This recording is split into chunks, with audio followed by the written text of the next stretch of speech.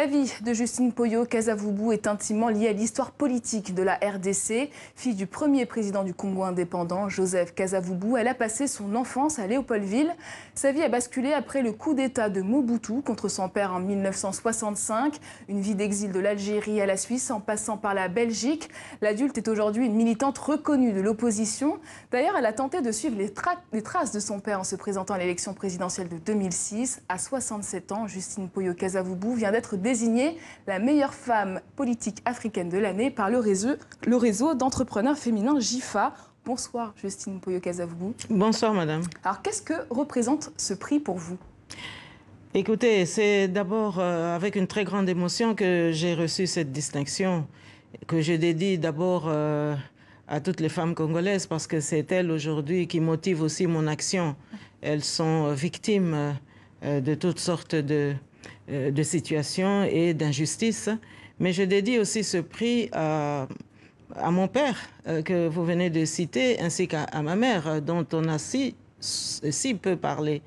Et donc, avec beaucoup d'émotion, j'ai reçu ce prix parce que l'opposition congolaise n'est pas habituée à être reconnue à sa juste valeur. On a toujours subi des manipulations, on a toujours subi des injustices et la démocratie, comme vous avez pu le remarquer, est loin de nos enjeux actuels. Et donc, ce prix, pour moi, c'est d'abord aussi un message de l'Afrique à l'Afrique. C'est la reconnaissance et la légitimité supplémentaire qu'on nous donne aujourd'hui pour nous battre encore plus pour un Congo meilleur. Alors l'actualité en RDC, c'est évidemment l'élection présidentielle qui approche. Pour vous, le départ du président Joseph Kabila est non négociable aujourd'hui? Mais écoutez, je ne sais même pas pourquoi on doit encore parler de Kabila Kanambe aujourd'hui, parce que je vous rappelle quand même que son vrai nom, c'est Hippolyte Kanambe. Et donc, on a vécu depuis une quinzaine d'années dans une supercherie absolument folle, dans un cynisme sans précédent. Et donc, il n'est pas question pour nous, madame, d'aller aux élections tant que cette gouvernance, tant que ce bricolage politique va régner. Alors, d'où pourra venir la solution de sortie de crise aujourd'hui? Mais madame, la sortie de crise, les propositions sont là, les équipes sont là, l'alternance est prête. Et d'aucuns parmi nous en diaspora politique responsable considérons qu'il est grand temps maintenant que nous ayons une gouvernance, certains qualifient de neutre, d'autres disent une gouvernance de responsabilité pour préparer le chantier électoral afin qu'on puisse conduire le peuple vers de véritables élections. Mais il n'est pas question pour nous, madame, d'aller avec des élections avec une équipe qui est d'abord illégitime. Les institutions sont caduques, ils ont bafoué la Constitution. Mais dans quel pays vivons-nous, madame? Donc il faut qu'aujourd'hui que les élections n'aient pas lieu pour vous? Mais madame, les élections, qui réclament les élections? Ce sont ceux qui veulent encore substituer à Kabila Kanambe un autre Kabila Kanambe. Nous n'en voulons pas. Candidat de l'opposition à l'élection présidentielle, vous ne croyez en aucun candidat de l'opposition à l'élection présidentielle? Il n'est pas question de croire ou de ne pas croire en un candidat, madame. Il est question ici de mettre fin à un système de prédation qui est soumis à l'occupation rwandaise. Alors, il y a 58 ans, c'était votre père, Joseph Kasavubu, qui était à la tête du Congo. Comment réagirait-il s'il voyait l'état de la RDC aujourd'hui? Mais je pense qu'il serait terriblement triste, parce qu'évidemment, les promesses de 1960 n'ont pas du tout été tenues. Et je vous ferai remarquer que depuis 1965, depuis le coup d'État, nous sommes en rupture idéologique. Et nous sommes aussi en rupture d'onction de la souveraineté nationale de la République démocratique du Congo. Et donc, depuis une cinquantaine d'années, effectivement, nous sommes en errance politique. Et quel est aujourd'hui l'héritage politique de votre père? Mais l'héritage politique, madame, tous ceux qui observent la situation au Congo savent très bien que la première république qu'il avait gérée, c'était la république de la rigueur, la république du respect des biens de l'État, la république aussi des finances de l'État qui étaient totalement à jour. Et puis, c'était aussi l'exemplarité par la pratique politique, par aussi le souci d'éduquer les enfants, de promouvoir l'enseignement, de promouvoir le développement, de mettre notre économie à jour. Je vous rappelle qu'à l'époque, le franc congolais était à parité égale avec le franc belge. Et donc, c'est pour vous dire que notre économie était florissante. On venait d'Afrique du Sud se faire soigner au Congo, alors qu'aujourd'hui, nos hôpitaux sont des mouroirs. Est-ce que votre père n'a pas été oublié au profit de son Premier ministre, Patrice Lumumba? Mais madame, là, vous touchez un problème tout à fait fondamental, c'est-à-dire la manipulation d'une intelligence géopolitique qui a bien voulu justement maintenir toujours le Congo sous pression, le Congo sous occupation et le Congo aussi en exploitation économique. Et donc, pour cela, il fallait effacer les consciences nationales. Il fallait effacer... Qui? Pardon? Qui manipule qui? Mais qui manipule qui? Écoutez, nous sommes ici avec un jeu où la communauté internationale est tout à fait au premier plan. Et donc cette communauté internationale, elle ne se soucie pas de la légalité. Elle s'accommode des pillages parce qu'aujourd'hui, Kagame, qui occupe notre pays par l'infiltration administrative et par l'occupation militaire, est soutenu justement par des pays de la communauté internationale. Et donc, en réalité, on a développé une classe politique locale qui a bricolé et non pas fait de la politique. Et donc, c'est cette classe politique locale qui a été en quelque sorte sous-traitant de cette politique d'exploitation abusive de la République démocratique du Congo. Donc, la communauté internationale est pleinement responsable, co-responsable. Et en tant que femme politique, comment vous incarnez aujourd'hui l'héritage politique de votre père ?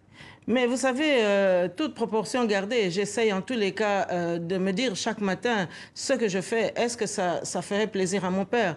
Est-ce que ça fait plaisir au peuple congolais? Parce qu'aujourd'hui, mon père n'est plus là, mais la population congolaise est là et la population congolaise pleure.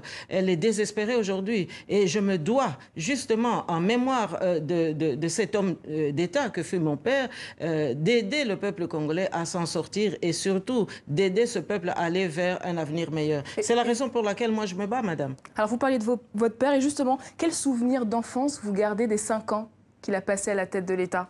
Ah, mais vous savez, le président Joseph Kasavubu était très strict avec ses propres enfants.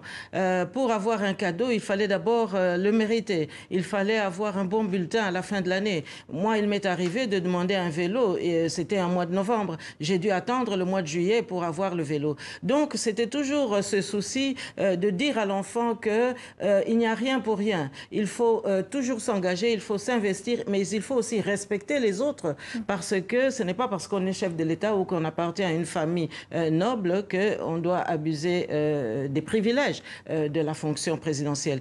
Et donc, c'était un homme sobre, c'était un homme réfléchi, un homme qui aimait son prochain et effectivement, il a subi une très grande injustice parce qu'on parle moins de lui.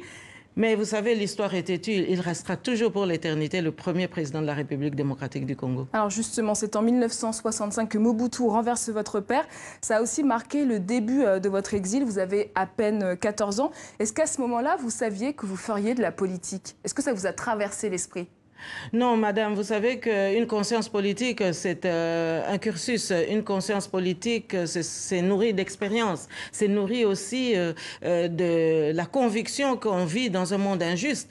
Et je pense que plus on voit l'injustice autour de soi et plus on a ces repères par rapport à un père qui fut exemplaire, eh bien, on voudrait faire pareil et donc aider son prochain à vivre mieux. Et donc, la conscience politique, elle s'est forgée lentement, mais je crois aussi que le fait d'écrire, d'être écrivain moi-même, ça m'a beaucoup aidé parce que j'ai beaucoup écrit sur cette vie politique congolaise et ça m'a permis aussi de découvrir mon père sous d'autres jours. Est-ce que le fait d'être une Kasavubu n'a pas été une difficulté pour avoir sa propre identité politique ?